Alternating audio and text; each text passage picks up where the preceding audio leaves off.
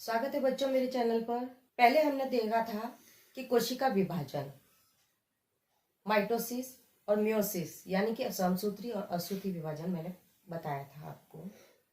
आज मैं बताऊंगी आपको कि इन दोनों में अंतर। इससे पहले आप मेरे चैनल को लाइक करें, शेयर करें, सब्सक्राइब करें और कमेंट करके ज़रूर बताएं। तो चलिए आज के एपिसोड पर अब चलते हैं। आज का लेसन समसूत्री और असूत्री विभाजन में अंतर। समसूत्री विभाजन कायिक कोशिकाओं में होता है। असूत्री विभाजन जनन कोशिकाओं में होता है। जनन कोशिकाएं जननांग में होती है। दूसरा है समसूत्री विभाजन में एकमात्र कोशिका से दो पुत्री कोशिकाओं का होना या बनना। असूत्री विभाजन के फलस्वरूप एकमात्र कोशिका से चार पुत्री कोशिकाओं का जन्म होता है या बनती है। समसूत्री विभाजन में गुणसूत्रों की संख्या पुत्री कोशिकाओं में मातृ कोशिकाओं के समान होती है,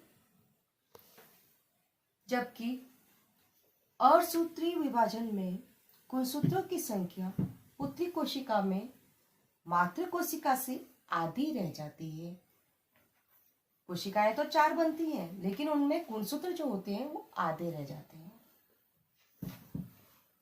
अगला पॉइंट है समसूत्री विभाजन में से जीवों में वृद्धि होती है और असूत्री विभाजन से जीवों में विभिन्नता आती है। जैसा कि मैंने आपको बताया था कि प्रोफेज 1 जो है वो लंबे समय तक चलने वाली प्रक्रिया है, जिसके अंदर गुणसूत्रों की 5 अवस्थाएं बताई गई थी, जिसके फलस्वरूप जीवों में विभिन्नता आ जाती है।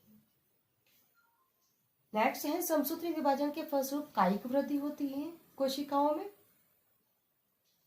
यानी कि जननांग के अलावा जो भी हमारे भाग होते हैं, सजीवों के जो भाग होते हैं, उन भागों में वृद्धि होती है। जैसे छोटा पौधा होता है वो बड़ा पौधा में विकसित हो जाता है, तो इस प्रकार की वृद्धि इसमें होती है।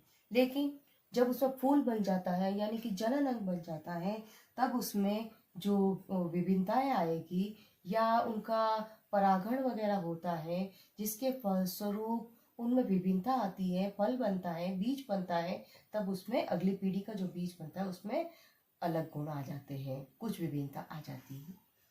इसी प्रकार से यदि हम असूत्री विभाजन में देखें तो गुणसूत्रों की संख्या जीवों में निश्चित बनाए रखने के लिए ये विभाजन प्रत्येक जीव में होना बहुत जरूरी है और असूत्री विभाजन के द्वारा ही जीवों का विकास संभव होता है और गुणसूत्रों की संख्या प्रत्येक जीव में जितनी होनी चाहिए उतनी ही बनी रहती है।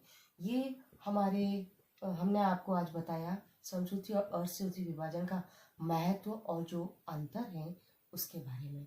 तो आपको ये एपिसोड कैसा लगा हमको जरूर बताइए।